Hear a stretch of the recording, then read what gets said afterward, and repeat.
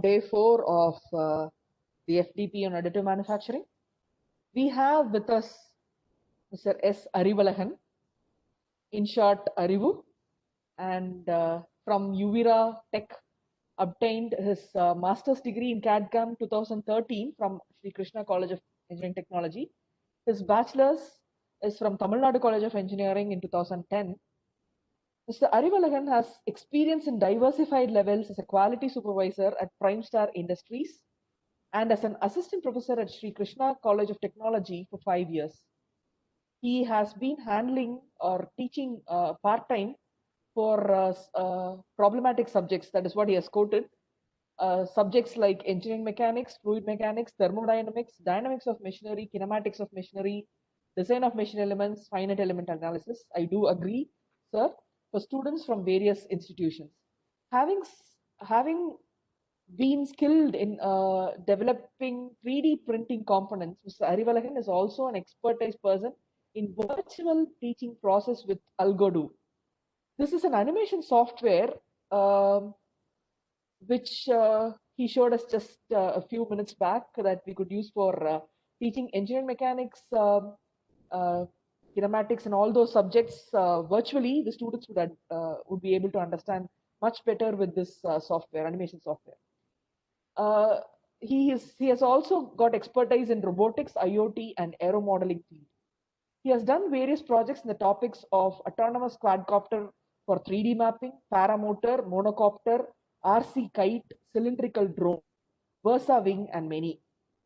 He has also applied for more than 8 patents in the field of aviation and IoT, and is awaiting acceptance. Along with these, Mr. Arivalagan is an artist in watercolor medium and charcoal portrait painting too. He has organized various aero modeling workshops at school and college levels. Of course, he's a multifaceted person, and now I am handing over this session to Mr. Arivalagan so that he can give us a brief in this session. Mr. Arivalagan, the session is yours now. Bio-inspired additive manufacturing. Thank you very much, ma'am, for this wonderful introduction. Thank you, sir. Thank you. Okay. I think my screen is visible now. Yes, sir. Thank you. Okay. I am Arivalagan.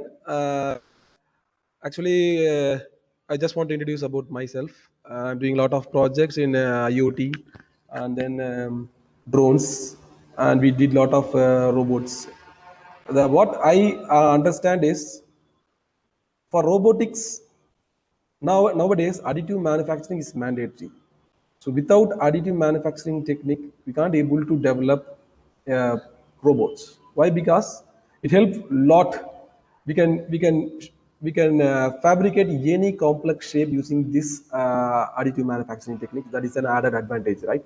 So additive manufacturing, we can directly call it as 3D printer machines. So 3D printing machines are very helpful for engineering students, to those who are interested to innovate or develop some products.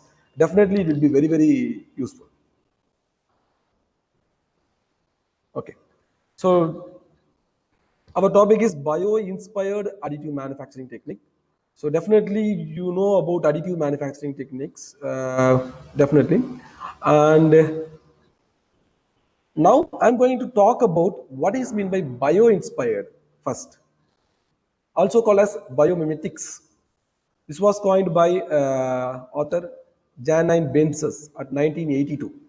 So what he did is, he inspired by the nature's design, and he imitated that models, structures, or the process, and then he applied the same concept in engineering problem to solve that problem in an innovative way. So not only solving the problem, to solve the same problem in an innovative way, the only approach is bio-inspired approach. So that's the special of biomimicry or bio-inspired. And also here he said that why it is innovative, how it become an innovative solution. Why? Because nature is evolving for the past 3.85 billion years. Think about the time duration. So that evolution process gives definitely an innovative solution, right? So that is the special of biomimetics. Why? Because we are having data or that process or that design is what evolved for the 3.585 billion years. So that is the added advantage for us to solve a problem in a very, very innovative way. So that is called biomimetics. Okay. There are two types of approach in this biomimetics. One is top-down approach and other one is bottom-up approach. In top-down approach, uh, let us take one problem. So you are facing one problem, you don't know how to solve that problem. So you are having a problem in your hands now. You need to solve by using biomimicry concept, right? So that is called top-down approach. What is meant bottom-up approach? Already you are inspired by nature, or you notice that nature is solving a problem in an innovative way or in a simplified way, and then you think about the same problem in engineering field, and then you apply that solution. That is called bottom up approach. There are two types, right? So how to do that? In top down approach, you are having one problem, you need to redefine the same problem in a term of biological engineering problem to a biological term, right? And then you go and search for that biological problem, solution for that biological problem, and then you need to write how the nature is solving that problem, and then you need to again extract that concept or the principle or how it is solving, and then you need to apply that in your problem. That definitely works. That is called a top down approach. Similarly, the reverse order is bottom up approach. So let us take one example. So you all know about additive manufacturing technique, but you may not aware of bio-inspired additive manufacturing technique. To understand the concept of mimicry, I just give some examples, real-time examples for you, and then also I will give some literature survey how these bio-inspired additive manufacturing is booming now in recent years also. Okay, let us take this example. In the early stage of bullet train, we all know that bullet train reaches its maximum speed of 320 kilometer per hour, right? So it's very high speed. The problem faced by those people is, while entering into a tunnel, what happened? It created a sonic boom, a huge noise. It's very, very dangerous to that train. Why? Because it will create that much of vibration. Even that structure will also get damaged. The tunnel structure will also get damaged, all because of that sonic boom. You may hear about that sonic booms in Chennai also airport. Frequently the glasses are broken, all because of that sonic booms, right? So why I'm saying is that much impact it will create, that sonic boom will create. So they need to solve the problem, but unfortunately they are not able to find a solution, an innovative solution. Then they go for bio-inspired approach to solve the same problem. How this problem occurs is, you can see here this is atmospheric pressure. Here it is outside this tunnel, we are having an atmospheric pressure. So while entering into this tunnel at a speed of 320 km per hour, what will happen? These air molecules trapped inside this tunnel is pushed by this bullet train towards forward direction. So think about this situation at a speed of 320 km per hour, you are pushing all the air molecules from this tunnel. So what happened naturally when it comes out, definitely it will create sonic booms. So that's the problem, right? So how to solve this problem? The problem is Kingfisher. So why I choose Kingfisher? You may think about this. Bullet train is moving with its speed of 320 km per hour, but I am taking Kingfisher. Kingfisher is not flying with its maximum speed. It comes around 60 or 70 only. Think about a bird, falcon or peregrine like that. These birds fly with its maximum speed of 300 km per hour, but they are not taking that. Why? Because they redefine the same problem. We need to exactly redefine the same problem.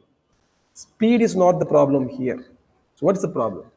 Here you can see, let us assume this is a low pressure area, low medium, compared to this tunnel. When it enters, definitely the density of the air is going to increase. So compared to this zone, this is a low medium. This is called low medium.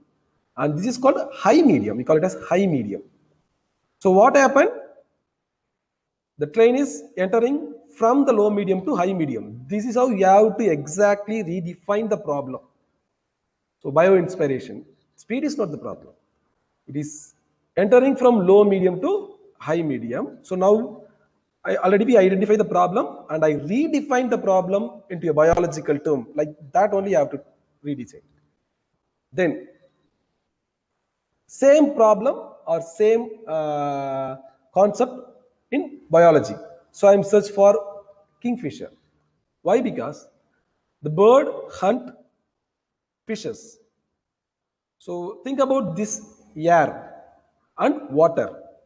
Air is low medium, water is a high medium. The same term, right, comes here. So the only bird which enter from low medium to high medium is Kingfisher, not other birds. Right? You may ask, what about other fish catching birds? Kingfisher is an effective bird when compared to, that's why it's named as Kingfisher. Okay, so that we get solution in nature, and you need to analyze that how it is solving the same, how this bird solved that problem, how it easily enter from low medium to high medium. You need to redefine the problem, and this is how it works. See here in this image A, think about a bullet-shaped beak. So what happens? This will push the water towards downward direction. So easily the fish will sense something is coming to hunt, and definitely it will escape. Right? Think about this Kingfisher beak. This is not a cone, and 2D it look like a cone, but it is a wedge-shaped structure. Wedge. So naturally, what happens? Kindly, hello. Hello. Sir, kindly hide the comments at the bottom. Wait. You can click the hide comment.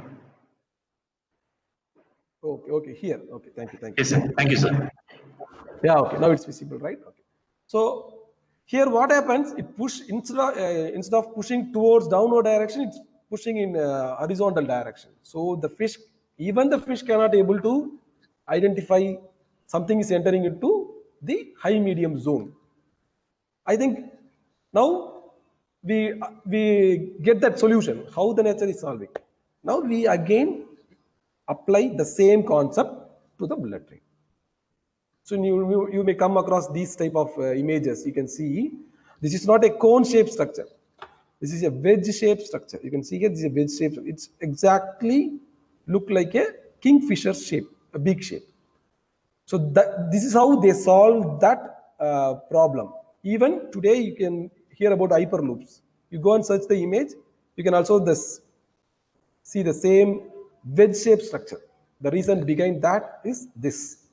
So now you definitely get inspired by this concept, right? Bio-inspiration. Even think about this situation, even if you sit and think, you can't be able to find this shape. So the only way is to approach nature for that solution. Right? This is one of the examples. So why I am saying is to understand about the bio-inspiration. There are a lot of examples of that. And come to this, this is one more example. This is also a very nice example. That's why I put this slide. This is an aeroplane, right? So here what they need to do is, in that aeroplane, we all know that wing is the only the only part which is very, very huge. So if we reduce or minimize the size of the wingspan, right? So it will be better for to move inside the airport, right? It will be very easy for that traffic. So they plan to reduce the wingspan. But the problem here is what happens if you reduce the wingspan?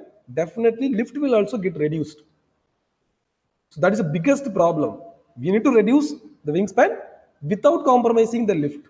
I think it's very, very difficult, right? It's very contra. It is definitely it will not work.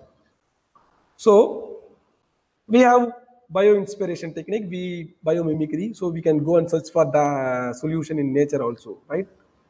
Okay.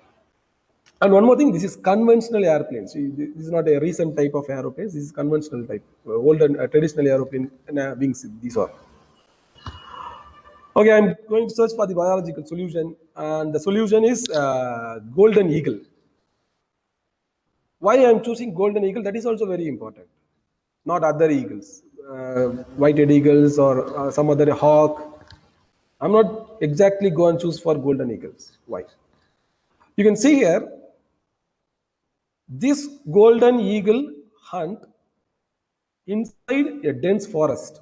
So that is the speciality of golden eagle when compared to other eagles. Most of the eagles hunt in outer space, right? But the speciality of the golden eagle is it even hunt inside a dense forest. Why? Because it is living in dense forest. So what happened here?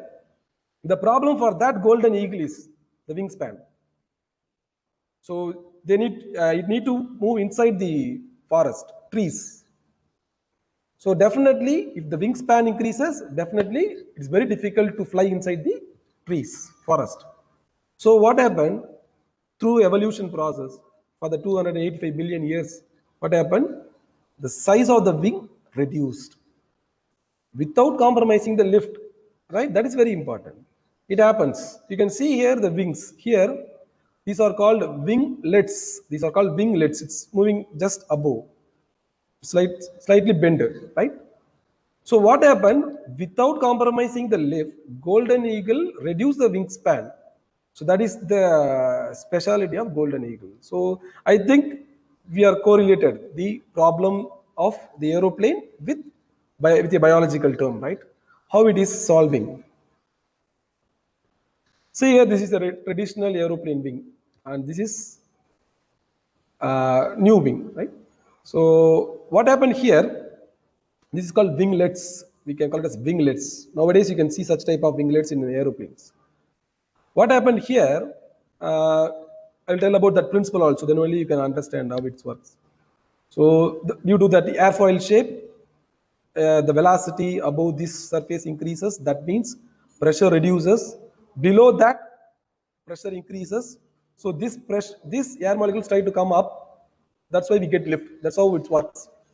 So what happened here? Some air molecules below this wing surface escape, and then it come back and push again these wings towards downward direction. So it creates a negative lift, right? So to avoid that, you can see here we are providing winglets. What happened now? The air molecule below this surface will not come compared to this traditional wing. By that, we can reduce the negative lift. So we just instead of increasing or decreasing the conventional wing, providing winglets will minimize the wingspan without compromising the lift. So this is how you have to convert your problem into a real-time biological term. That's very, very important, right? Okay. So and one more bio-inspired approach.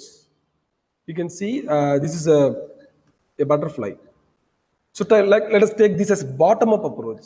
As of now, I talk about what? Top-down approach, right? This is top-down approach. Because we have problem and we seek, this is a problem for us. We are searching for solution in nature. Right? Let us take this bottom-up approach. I see this butterfly and also this one. You can get some idea. Both are having colors, both are having colors. And think about this. This reflects when we expose to sunlight, direct sunlight. If you expose this to direct sunlight, what will happen? It will glitter. We can see more colors. It is natural evolution, right? Okay. Let us take this to solve a real-time problem. See here. Think about your smartphone. If you expose to a direct sunlight, definitely you can't able to see the colors. That's the biggest disadvantage. Moreover, we need to increase the brightness. Already we are having light, but we are increasing the brightness. It consumes more power. So researchers, what they did is, they copy the concept of butterfly wing and then peacock feather. They come up with a display called Microcell display. So these Microcell displays MEMS, okay, micro electromechanical systems. By that they develop these type of Microcell displays. These displays, if you expose this display to a direct sunlight without increasing the brightness, you can see more colors. So we can reduce the power consumption also in your mobile phones, right? So this is called bottom-up approach. So I already naturally solving one problem and I think about the solution. So depend upon the person only, it varies, right? Okay. Similarly, one more thing, I need to go for additive manufacturing also. I think now you guys will definitely understand how this bio-inspiration technique is very, very helpful for engineers to solve the problem in an innovative way. Maybe you can see such type of apparatus in physics laboratory also. This is called pitot tube concept. So it will measure the velocity of fluids, right? So it is having some tube and we have mercury. So when the velocity increases, the mercury will rise. In a scale, we measure that, and by that doing some calculation, we can find the velocity of the fluid. That's very simple. So actually, how it comes means, this is a beak of bird's beak. Inside the beak, you are having a setup like this, biological structure. So when a bird fly, naturally air molecules, velocity, air will enter into the nose and it is having some bladder inside the brain. It will measure the speed. By that it will calculate how fast it is flying. This is how birds are flying. So without that, definitely it will not able to recognize the speed. Right? How it is used in jet planes, in aeroplanes, they are using pitot tubes to measure the speed of the aeroplane. So in bike, we are using, we are directly connecting to a wheel. So we can easily measure. But what about aeroplanes? So by using pitot tube only, they are measuring the velocity. This also get inspired by the birds. So like that, there are a lot of inspiration is there. This is how they fix. So and then finally, this is what lotus leaf, and you see that the water is not sticking to the lotus leaf. Even you can see such type of thing in banana leaf also. For banana leaf, before eating, we just we will wash, right? We just pour water. That's all. We are not doing anything. Just by pouring a water itself, it will become clean. How it happens? Think about this. They need leaves for photosynthesis. They need more sunlight. So think about this situation. If it is covered by dust particle, the photosynthesis rate will get reduced. Definitely, the plant is not going to die.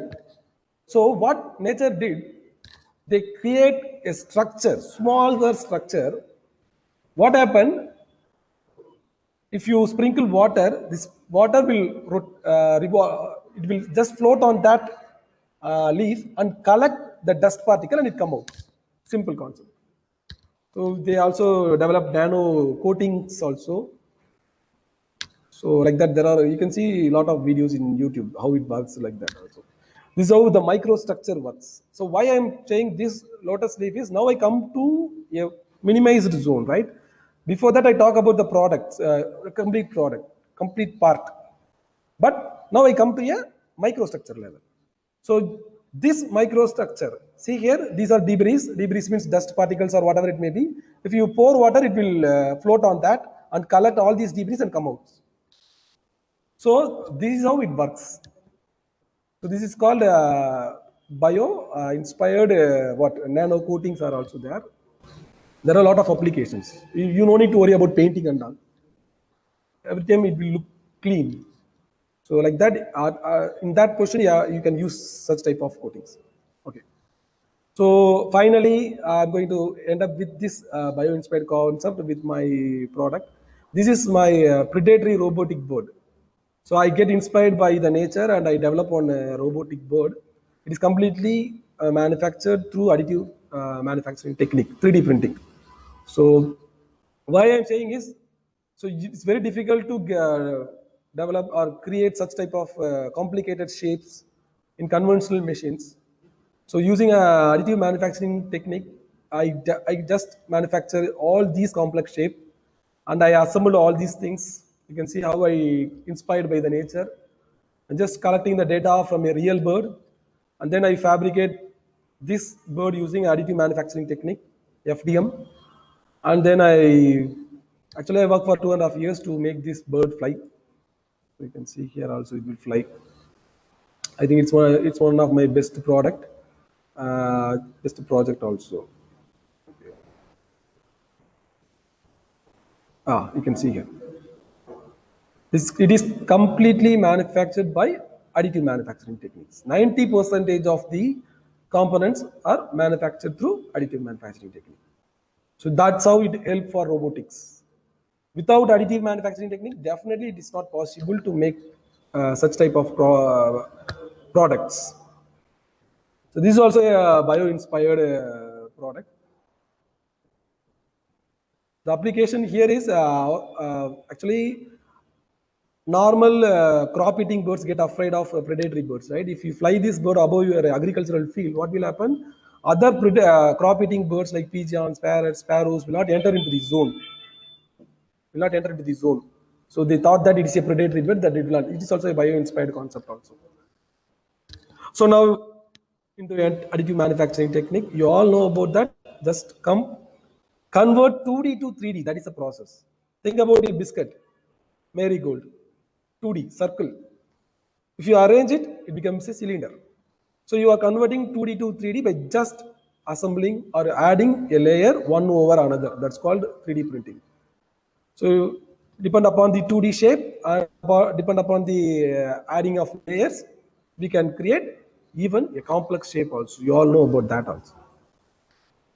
And what is the advantage of additive manufacturing technique? So it gives freedom for engineers, innovators. We can design whatever you want.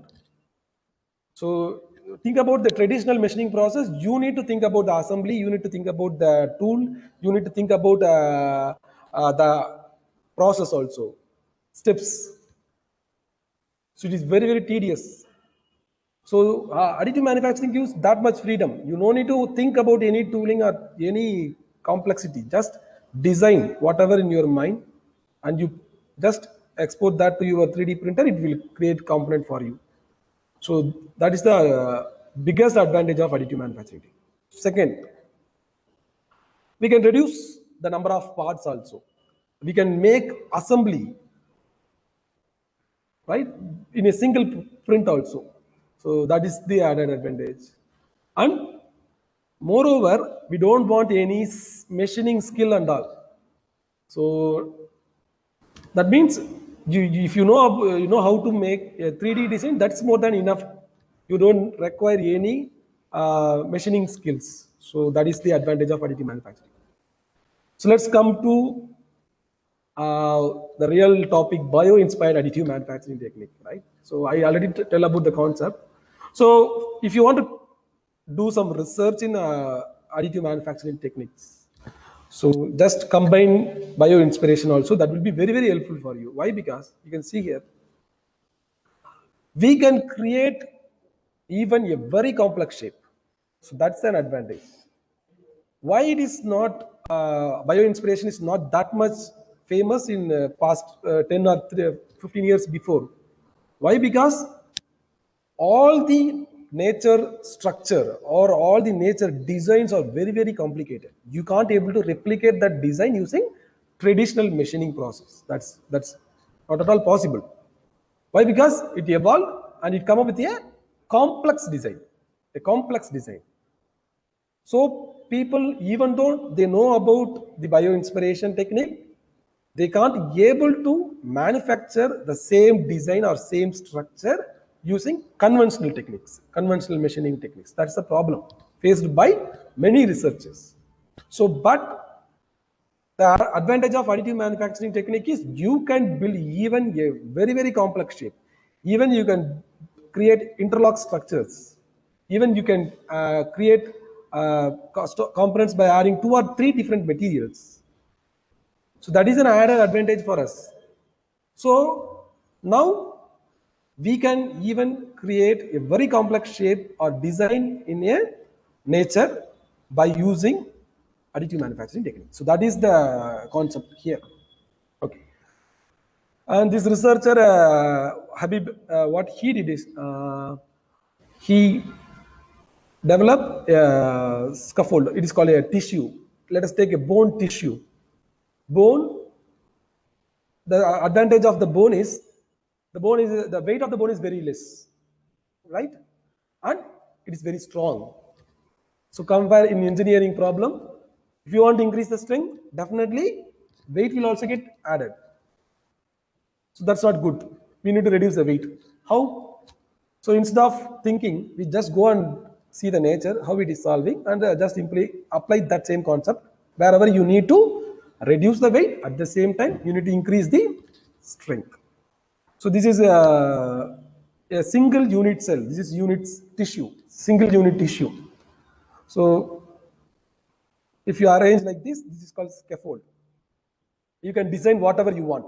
There are different type of unit cell in different organisms. So bone tissue may consist of some type, some shape. For example, if you are a thigh bone, that definitely have some different unit cell. Different organism depend upon the environmental condition, they have different unit cell. So you need to study about the microstructure. Through literature survey itself you can study. And then you take that unit cell and make it as a scaffold. And then you can see here in bone, they take that and they make that scaffold structure. Only through additive manufacturing technique only it is possible, right? So then through FDM also you can create. They go for compression, right? So what from that result, what he concluded is this scaffold is giving a high, it will withstand a high compressive load like that. So if you want to develop a product or something, you can use this type of scaffold instead of using default infill pattern in your additive manufacturing technique. You all know about infill, right? So instead of using that, we can use such type of scaffold infill pattern also. Even you can develop your own infill pattern wherever you necessary, wherever you need it, you can develop the scaffold, right? So like that, you can do lot of research in bio-inspired additive manufacturing, and it is very new, right? So definitely it will work. And then you see here, this is Erika Lin, the researcher inspired by diatoms. What is diatoms? Diatoms are called a single celled algae. Single celled algae. Think about the size. So it's a micro level, right? We can see such type of algae in seawater. How it? What is the special? Even it is a very, very tiny. It is also have some predators. They need to survive in that water pressure, ocean water pressure, right? Predators will easily think about it is very small, right? Micron level. Easily predators will consume such type of algae, fishes. They need to protect themselves from the predator. What they did, they create a house like like seashells. It create a house. They consume seawater, that is salt content, and it convert into a silica, and it form like a house. So it is very, very rigid. It will not break. Even predators will not able to break that structure. And you can see the microstructure. This is how they looks. This is how it looks. These are interlocked patterns. These are the interlocked patterns. So to increase the strength, they use such type of interlock patterns. They need to withstand in that water pressure as well as from predator. So they form these type of rectangular or trapezoidal type of structures, interlocked structures. So researchers use this interlock structure, and we have additive manufacturing technique. So we implement the same concept in additive manufacturing technique also. And then they come up with this research, right? So you can go and see a lot of researchers, similar researchers in, and this one, this is a shell. This is a shell, right? By this they inspire, and then what they did is they come up with an abrasion resistance and toughness. They detailedly studied the microstructure of this organic. This is a sea creature. So they study the microstructure of that shell detailing, and then they easily fabricate that microstructure using additive manufacturing technique. FDM is more than enough. Fused deposition modeling is more than enough. And then they tested it. So they come up with that solution. It will withstand high stiffness also. It's having high stiffness, and also it will withstand crack propagation is also very less, like that. You can't able to break that, right? Crack will not propagate in such type of shells. Even if you take a turtle shell, crack will not propagate. So in engineering problem, you can see a lot of problem due to that cracks. If it initiates, the crack propagation will start and it will end up with failure. So to avoid that sudden failure, we can use such type of microstructure, and we can recreate that using RTM technology also. And see here, in this research, what he did is he used the structure of laser. He detailedly go through that structure, and you know that it is adding a layer of different shapes. This is adhesive. This is adhesive. It's not completely solid one. Between these solid slabs, we can call it as slabs, you can see some adhesives. These are called organic adhesives. Right? This is exactly how you can see in laser shell. Same concept. They need to withstand the water pressure as well as from predator. They need to be very strong, tough. Right? So this researcher go through that microstructure, and he come up with this solution. Here he developed 3D polygonal tablets, small tablet, and then he joined by using organic adhesives. And also he used dual extruder to join these two layers. And you can see here, it's not connected, right? So think about this situation. If a crack propagates here, it will not come here, right? Exactly, it will not come here. It will stop here itself. Again, it will go here. Again, it will stop here. So this means definitely we will make such type of we can avoid crack propagations using similar type of structures. Now I think you understand, right, how we can use additive manufacturing interconnect with bio-inspiration. So like that, there are a lot of examples out there. You have to search for that, right? So, and moreover, I want to say that it absorbs the energy. It will absorb the energy. This structure, that is a specialty of it. For example, you can make such type of structure to make helmets. They need to absorb the energy, right? Shock waves also. So in that application, you don't want to develop a product directly. So by using bio inspiration, you can directly go for a product. That is one method. Another method is this one, studying the microstructure and then develop a model, test it. If it is working, and then you go for application. So you can use this type of structure to develop helmets. Definitely, it will work. And this researcher, what he did is definitely you come across a composite, right? Matrix and fiber. You will, if you put matrix and fiber, definitely the strength will increases like that. So here, what he studied is in that nasal shell. This is a compliant phase, and this is a stiff phase. This is a stiff phase. So in composite, let us think this is a resin and this is a fiber. So how to increase the bonding strength between the fiber and composite? Right? See here, think about this shape. It's not having any profile or any shape, complicated shape. So that means the bonding strength between that resin and the fiber, take as fiber, is not that much good. And moreover, you can see here the surface area also.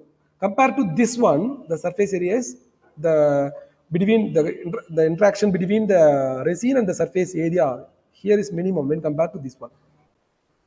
And here we provide some interlocking profiles like sawtooth profile. There are different types of profiles. So if we develop such type of profile in additive manufacturing technique, and you can pour resin also, you can improve the strength, right? And wherever you can see such type of profiles in bone also. Why? Because bone is need to stick with flesh. How it is bonded? The bonding strength increases by that sawtooth arrangement. If you go for a microstructure, you can see you have sawtooth arrangement or like this, anti-trapezoidal, whatever it may be. You can see a lot of profiles above the bone surface and the flesh. What happened? Naturally, the bonding strength will increases. This is also a bio-inspiration concept. They are also doing a lot of projects here. To improve the tensile strength, he did this one. And you can see here suture. So that is one more concept in additive manufacturing with bio-inspiration. There are different type of sutures are there. You can see here. These are called sutures. I will explain it detail. These are all sutures. I will explain it detail. So what he did is he just inspired by this triangular sutures, and then he designed a sample, and instead of directly joining these two components, he used adhesive, and then he tested the tensile strength. This is called bio-inspired joints. How he is inspired? By the suture arrangement in the organisms like fish or something else. So it will also increase the toughness as well as the tensile strength, right? So it will be a new concept for those who want to do research, right? And here you can see these are sutures. It is 2D. It is 2 dimensional. But see here, these are tree joints. These are tree joints.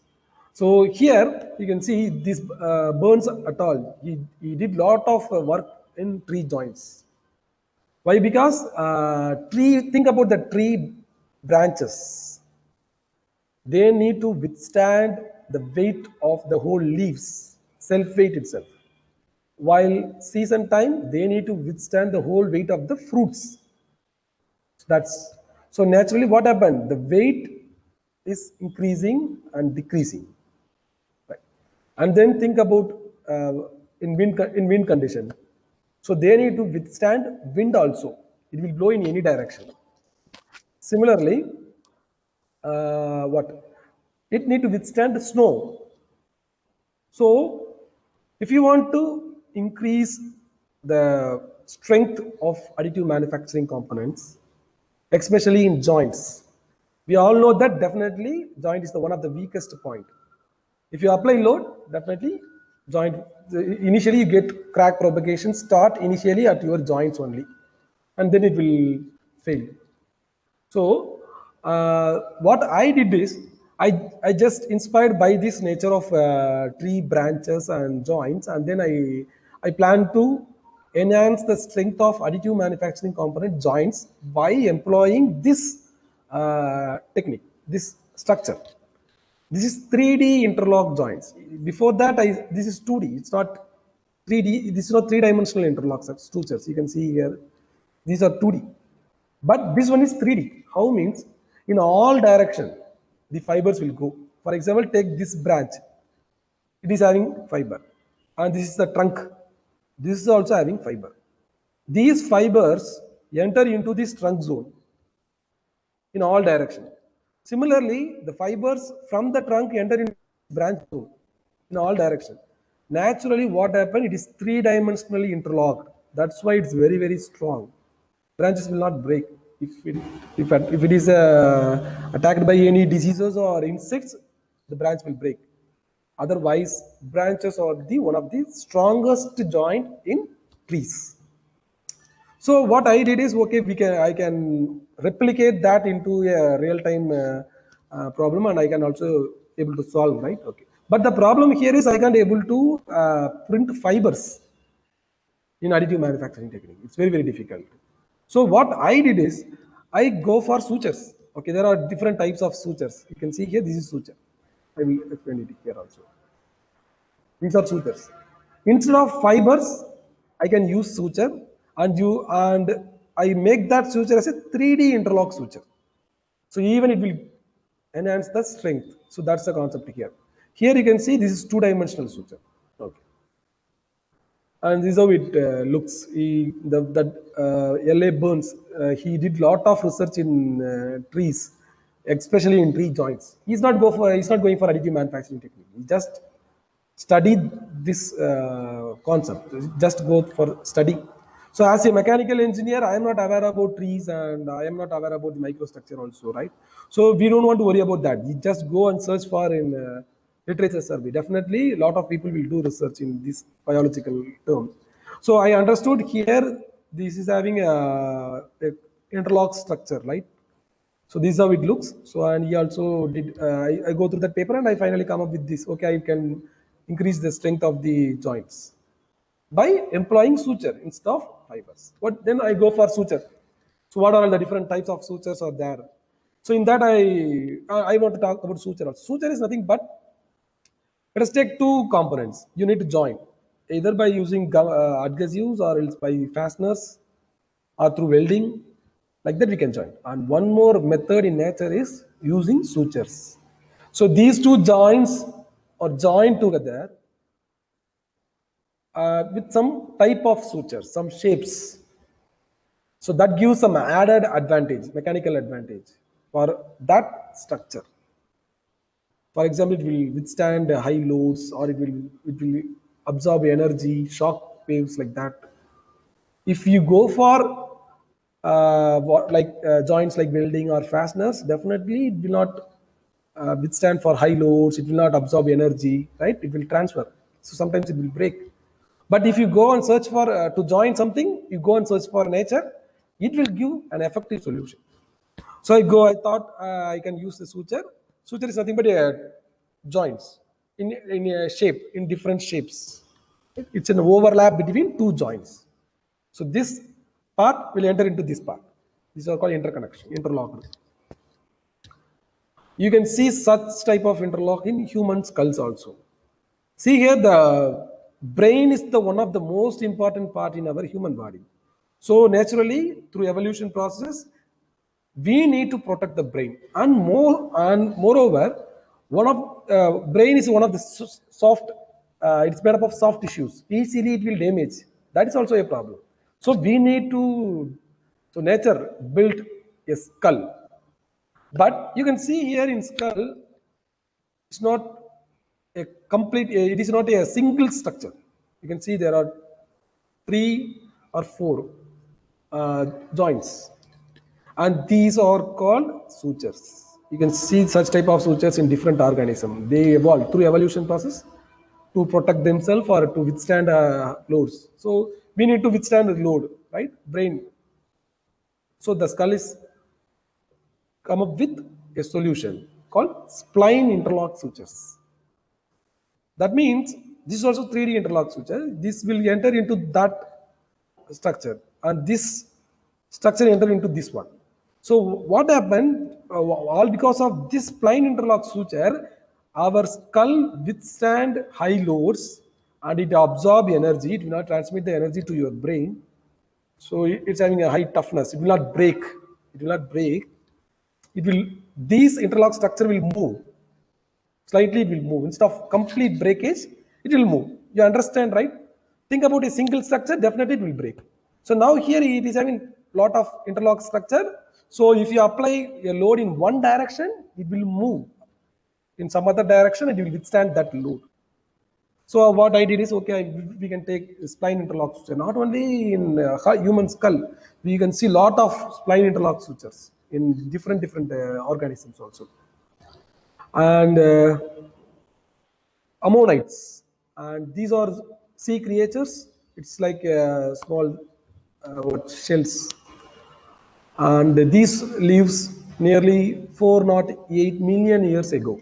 Now they are not, it's extinct, but it's very strong. Researchers did research in that shell, outer shell. They come up with a result which having this will absorb lot of energy. This will withstand high loads. It will like that. I will show how it looks also. You can see, these are called ammonites, but it is extinct now. It's not. You can see here. These are spline interlock sutures. Through evolution process, it gets complicated. You can see here. You can see the difference between these two creatures are around a million years. These two creatures are around again a million years.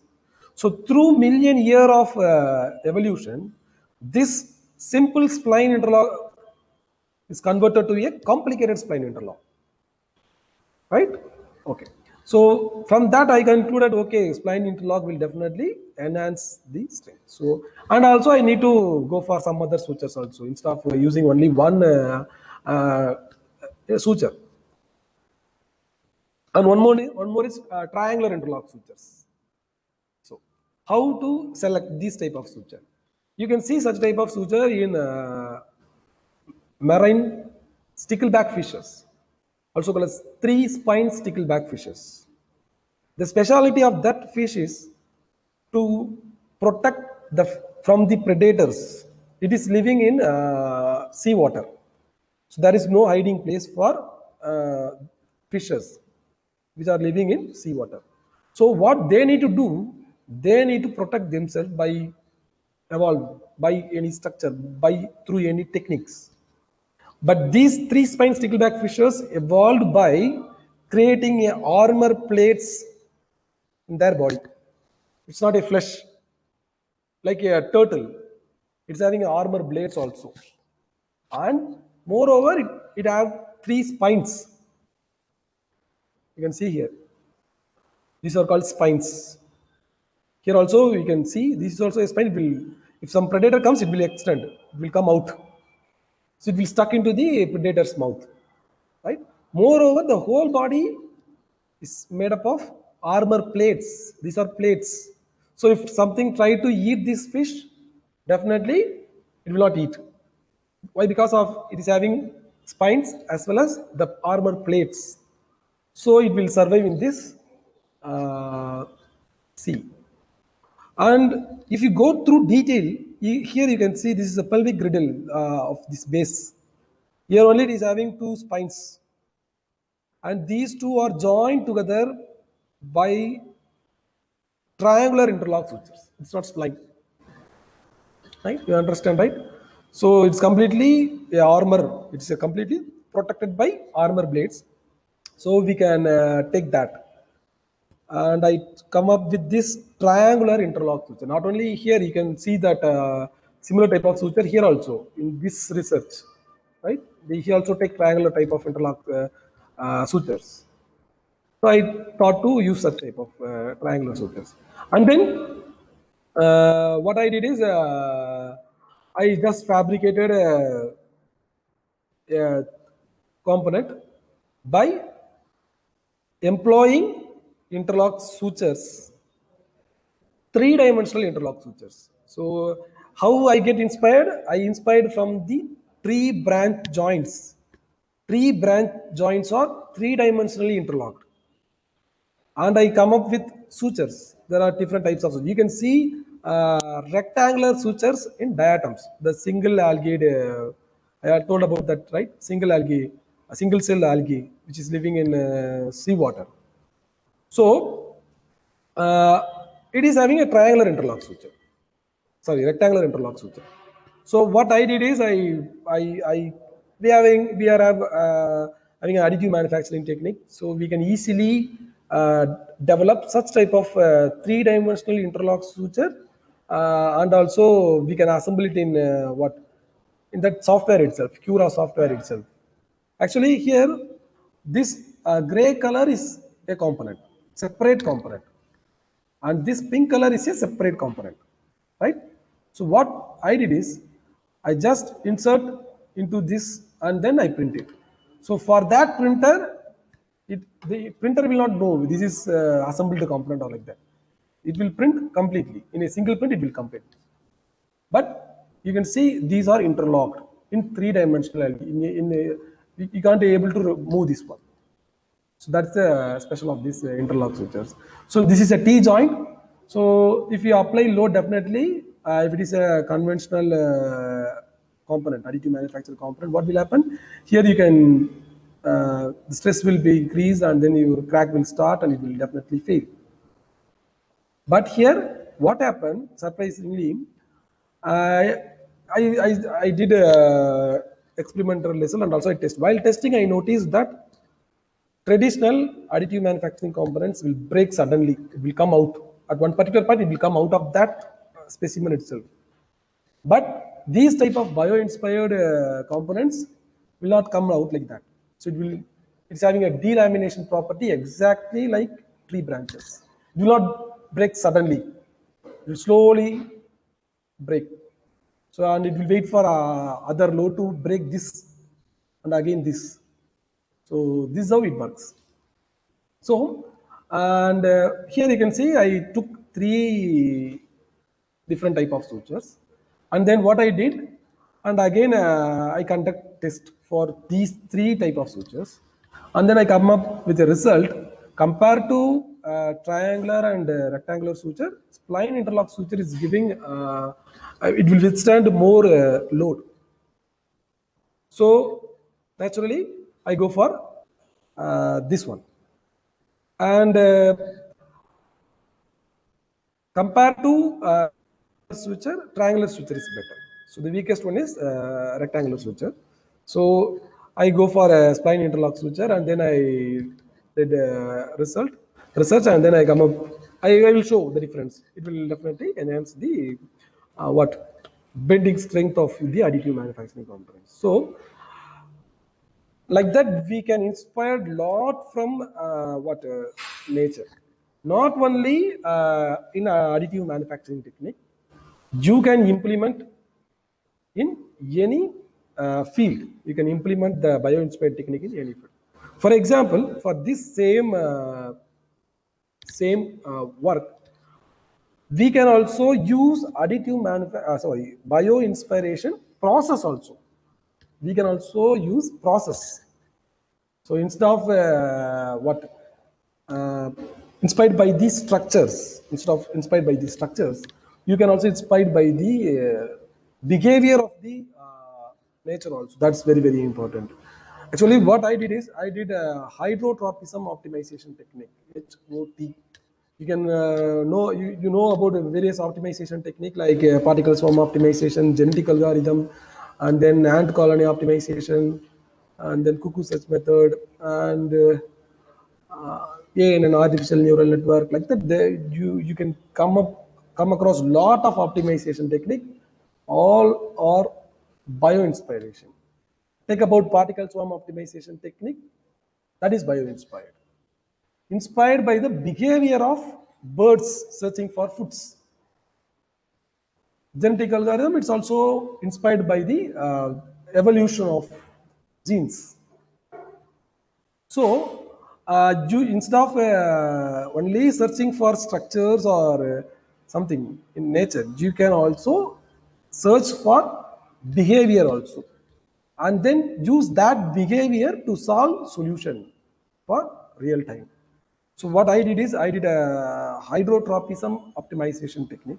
How it works means, actually, take plants. So the plant roots search for water. You all know that. Plant root search for water. I use that in this research also. That technique in this research to enhance the strength of additive manufacturing components. You can also use that. So the behavior of root is it need to search water. How it works? Through roots. How? Initially it starts from primary root, and then secondary root, and then tertiary root, and then root hairs. So these root hairs sense the moisture content in that soil, and then what it will do? It will send signal to the tree.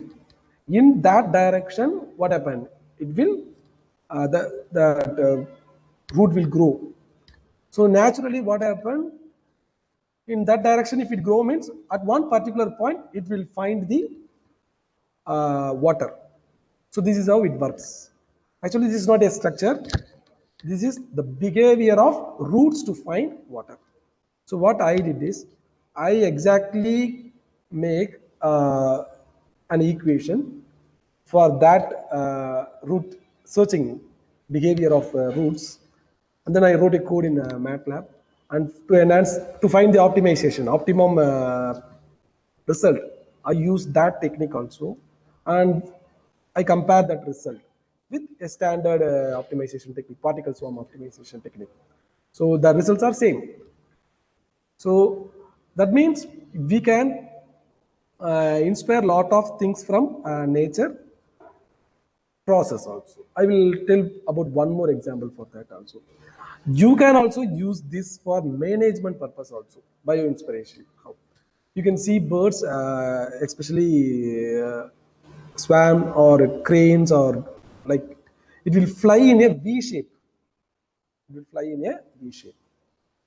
So there you can there are two approaches out there. One is why it is flying like in V shape is to reduce the drag.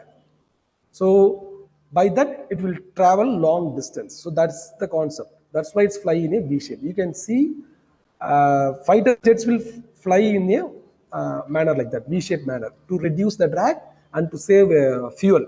That's why they are flying in a V shape. You can see in air shows also they will fly like that.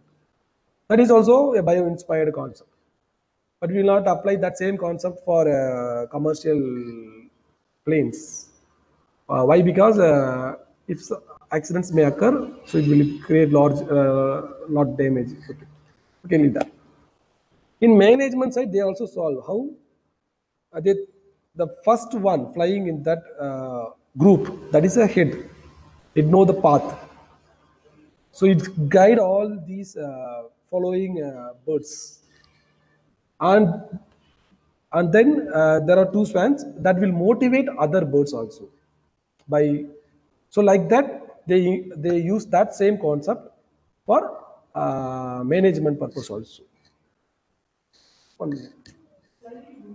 12 what? 12:15. Yeah. Okay. Thank you.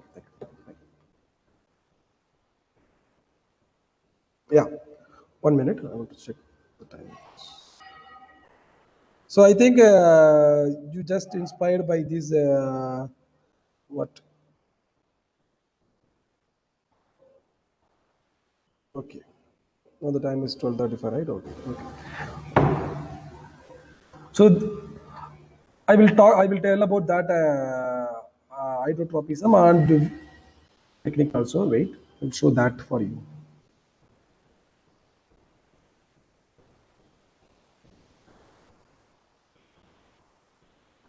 Okay. Hydrotropism. Why I'm showing to you is bioinspiration having that much advantages for you to use that concept in some other places also. That's why I'm telling. Let me open.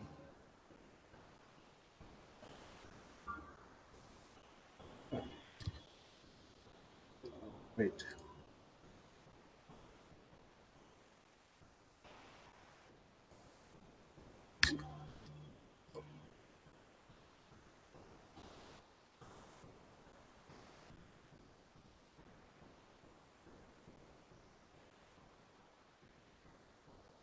Yeah.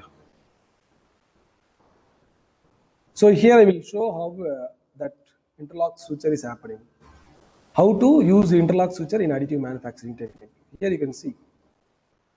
This is the orientation of the component. Here you can see this is three-dimensional interlock switcher. This is interlocked. Now you can clearly understand, right, how these two components are interlocked together. This is part A and this is part B. It's interlocked. So that means if you pull, it will not allow. And how to make such type of component? That's very important. How to do that? How to assemble that is also very important. So in software itself, you just by using move tool, you can assemble that. These are all the components. So real components inspired by bio sutures. And you can see here, these are my triangular interlock suture. You can see the triangular interlock suture. These are spline interlock sutures are also here. So I'm searching for optimization technique. Wait, I don't know where it is.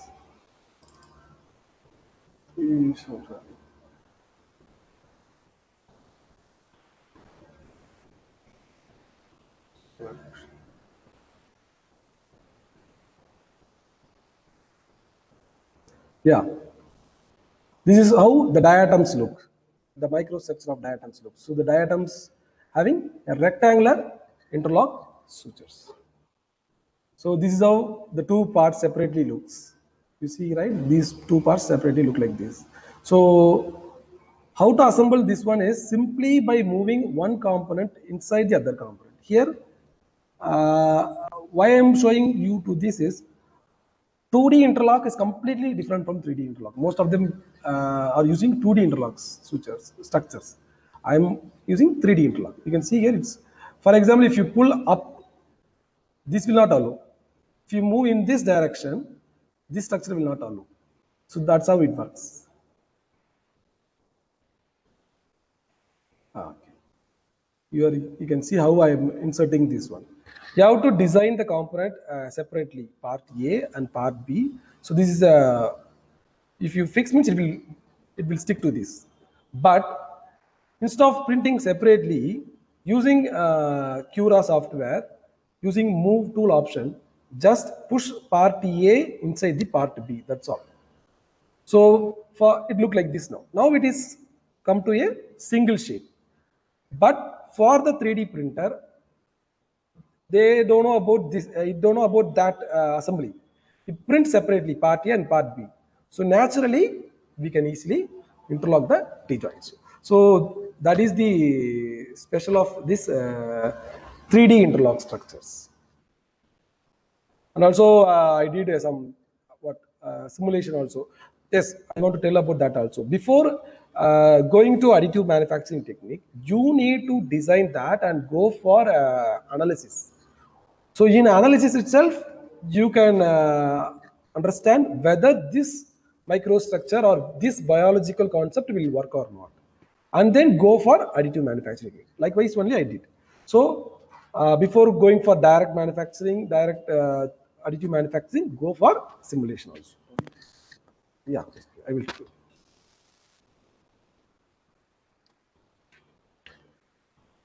Okay, here.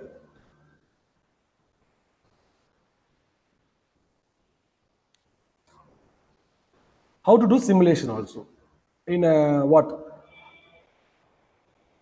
Instead of go for additive manufacturing technique, you need to do simulation also. Here you can see that. Okay. I think you can see that here. Okay. Here you can see. You can see here the stress distribution for this spline interlock suture, right? It's high. And compared to, and this is a deformation. I also test the deformation also. The deformation also 3.99, right? But the stress distribution is even. You can see. Compared to what? If you compare that same with triangular and rectangular interlock suture, the stress distribution is very less. So from that itself, I concluded, okay, spline interlock suture is the best one when compared to rectangular and interlock suture. Even though I did experiment also. I also showed that for you.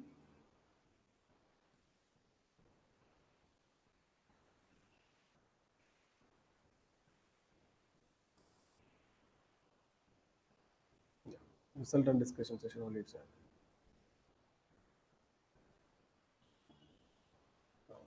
okay, you can see here.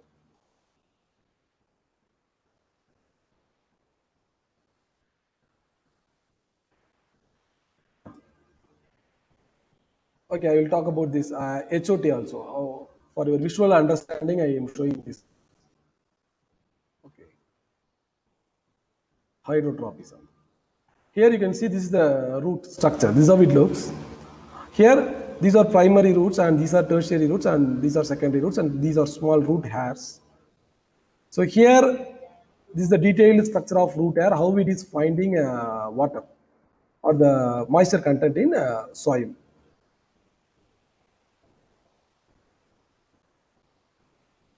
And come here, this is how I solve this problem. It's very interesting. This is your search space. In this search space, I just form a primary root.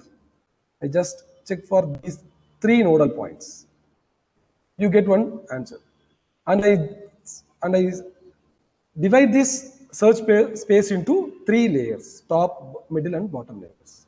You can see here. And on the extreme ends, I create nodal points. That means you are creating a secondary roots. This is a primary root. The blue color is a primary root. And after that, I create a secondary roots like this. So this will extend to all the points and it will check all the values. And then what I need to do, I'm go for a tertiary root. How? There are 3 layers. So what I did is, from this top layer, I get one result, best result. Similarly, from that middle layer itself, I get one result. Similarly, third layer, I get one result. I get 3 results. So I generate a tertiary root from this middle layer, center nodal point, to that best point. See here. So for example, in this top layer, this is your best result. In your middle layer, this is your best result, and in your bottom layer, this is your best result. So from this center, I create a tertiary root to that point. And then now you need to make root hairs. That's very important to find the water. So what I did is, I create points between the center nodal point and the first layer nodal point. N number of points. You can create even 100 points or 1000 points, whatever you want. Similarly, I create n number of points from the center to the middle layer nodal point. N number of points. So let us take here 100, here 100, and then here 100. I create 300 nodal points, that is for root hair development purpose. Right? So from that I can get one result, best result. Comparing all these 300 result, I get one result, right? And then here, these are nodal points, right? These are the tertiary points, small white dots. This is root hair. So compare all the 300 points, I come up with this point is the best result compared to all other 300 result for here from this year, like root hair. So now I need to develop a root hair in that point. Simply what I did is I exactly copy the same steps to create a small search space nearer to this point. Yeah, right, you understand? So what happened, again the same procedure will repeat for this search space.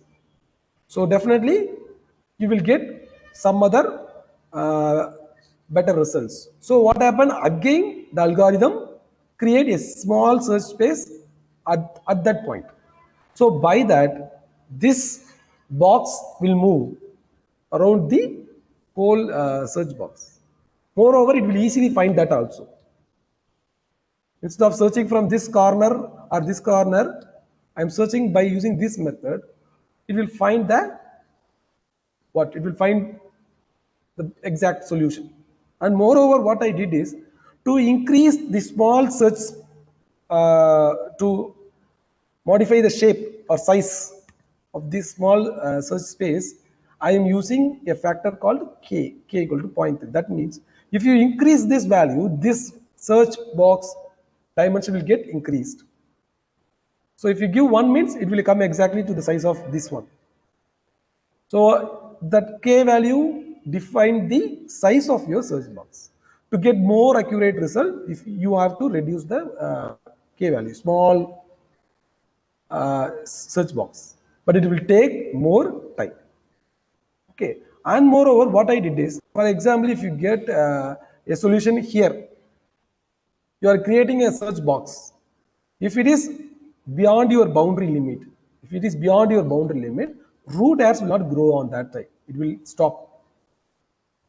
Right? It will not grow. Why? Because in nature it will search for water. But for our problem, we have limits for all parameters. So within that limit only you need to find the answer. So within this search space only you have to find a best one. So what I did, so if it goes beyond this limit means it will not generate roots. So like that I developed this hydrotropism optimization techniques. So now I think definitely you are what? You definitely inspired by this presentation, hydrotropism optimization technique.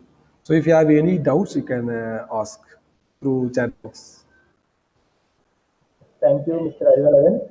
Really, your session is an eye-opener to all the researchers who are doing research in the field of additive manufacturing. Participants having any questions, please unmute your mic and clarify your doubts.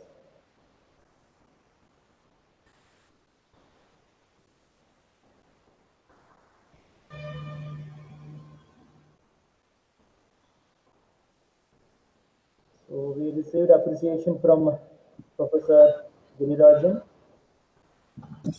Nice presentation, Mr. Aravind, Dr. Srinivasan here. Thank you, sir. Are you able to, it's audible to you, what I'm talking? Yeah. Yes, sir. Coming to the T-shaped structure, what you talk about this rectangular, it's failed prematurely, Yes. which I can use here. Instead of making a sharp corner, because normally the sharp edges will be having higher stress concentration, so premature failure will happen. Yes, Just sir, think yes, sir. of going for a filleted structure. So you can see maybe you might get an optimal level of strain with the closest to the spline. This is only a point which I can give you. So you can just think Okay. of and go ahead, because the triangular section naturally it will be slipping because it's Yes. almost like two planar structure. So naturally the Yes. slip will occur and naturally tear happens. But Yes, in yes. square cross section, you have the slip will not be there. But because Yes. of the stress concentration, corners. only I Yes. think it is premature failure happens. Yes, yes. Just go for filleting and try for this rectangular structure and observe what is the stress. Yeah, yeah, yeah. concentration So happens. it also comes like a spline Yeah, defaultly, because right? If we, yes. yeah. Because to plan the spline, you need to think of how many nodes you are going to fit in the spline, and you have to design. Yes. So it depends on Sir, the designer's perspective. But sir, as you go for moreover, a rectangular, yeah, please, I want Mr. to add only. So you may think about why triangular interlock structure comes. We as an engineer, we know that definitely slip will occur, right? So, but for nature, they need to absorb energy. So they need to transmit the energy. Some living organism need to do like that. So naturally, what happen? They go for triangular sutures. What? Yes, triangular interlock sutures to dissipate the energy or to move with respect to the load. Hello. Thank you, Mr. Arulal. Yeah, Thank you. yeah. Thank you. Thank you very much, sir. Thank you very much.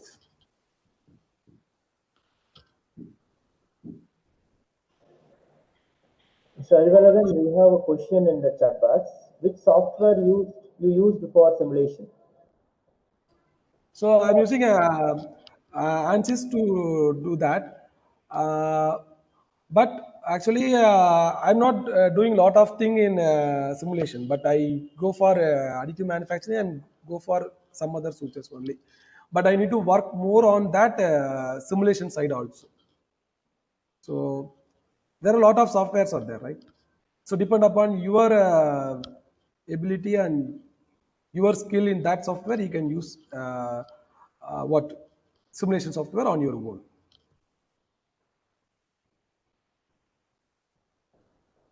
So any other questions from participants? No. So thank you, Mr. Arivalagan, for accepting our invitation and sharing your knowledge with us. Thank you. So thank you very much for this wonderful opportunity giving for me to present topic bio-inspired additive manufacturing. Definitely, I think it will be helpful for many researchers who are going to do a research in additive manufacturing technique in an innovative way or different manner. So it will be a eye opener for you. If you have any doubts or something else, means you can contact and you go to my YouTube channel itself. You can see lot of projects, inspired projects also. Thank you very much. Thank you very much for that. Thank you, Arivalagan.